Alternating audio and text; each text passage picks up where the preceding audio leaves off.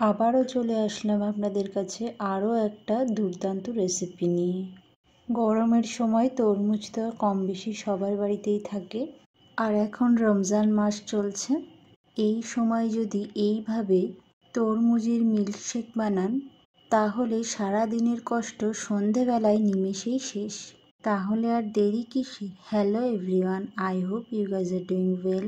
আমি আশা, আর আপনাদের আশা গোল্ডেন গ্রোথে স্বাগত জানাই। তাহলে চলুন শুরু করি আজকের রেসিপি।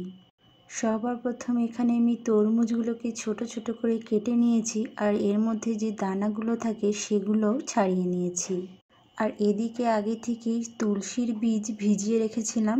এই তুলসীর বীজ আপনারা বাজারে যে কোনো মুদির দোকান থেকে কিনতে পারবেন। এগুলোকে অনেকে সাবজা সিডসও বলে থাকে। এই তুলসীর বীজ আমাদের শরীরের পক্ষে খুব উপকারী। এগুলোকে আমি আধা ঘন্টা আগে ভিজিয়ে রেখেছিলাম। এইবার কিভাবে বানাবো সেটা দেখে নিন। সবার প্রথমে এখানে একটা মিক্সচার জার নিয়ে নিয়েছি। এইবার তরমুজগুলোকে জারের মধ্যে দিয়ে দিলাম। সবটা দেব না, কিছুটা বাঁচিয়ে রেখে দেব গার্নিশের জন্যে। আপনাদের যদি তরমুজের বীজ ছাড়াতে অসুবিধা হয়, সেক্ষেত্রে বীজ সমেত মিক্সিতে গ্রেট করে নিতে পারেন, তবে সেক্ষেত্রে গ্রেট করার পর চেলে নেবেন।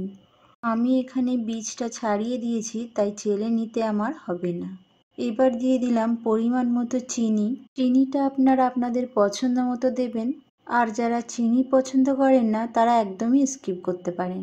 তবে সেক্ষেত্রে মিল্কশেকটা একটু ফ্যাকাশে হয়ে যাবে, মানে ওই আর কি, চিনির স্বাদটা কম থাকবে। আর আগে থেকেই ফুটিয়ে ফ্রিজে রেখে ঠান্ডা করে রাখা দুধটা দিয়ে দিলাম। এবার এটাকে খুব ভালো করে গ্রেট করে নেব। দেখুন কত সুন্দর একটা মিষ্টি কালার চলে এসেছে। এবার এটাকে সার্ভ করব। সবার প্রথমে এখানে তরমুজ কুচি দিয়ে দিলাম। এগুলোকে একদম কুচি কুচি করে কেটে নিয়েছিলাম। তারপর আগে থেকে ভিজিয়ে রাখা তুলসী বীজটা দিয়ে দিলাম। এইবার গ্রেট করে রাখা দুধ ও তরমুজ দিয়ে দিলাম।